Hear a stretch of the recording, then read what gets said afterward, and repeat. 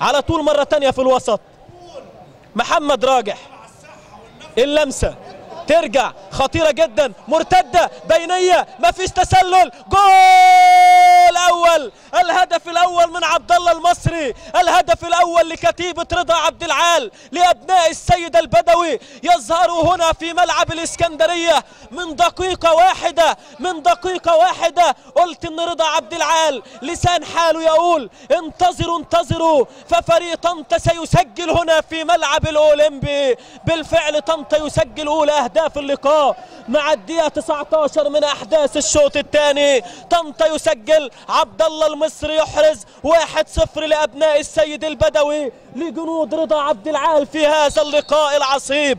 الأولمبي يبحث عن التعادل، قد يتقدم أو خالد الشيخ عاوز يلعب مع بو أكبان، بو أكبان يقف على كورته، بو جاي له واحد والتاني عدى وفات، بو أكبان يلعب وبوجي في التعادل، التعادل ضاع، التعادل ضاع، الأولمبي اقترب، بو أكبان تألق، عدى على طول من هناك من ناحية اليمين ولعب الكرة لأحمد سعيد بوجي، هذا على كورته أحمد بوجي، والكرة ضربة مرمى لطنطا.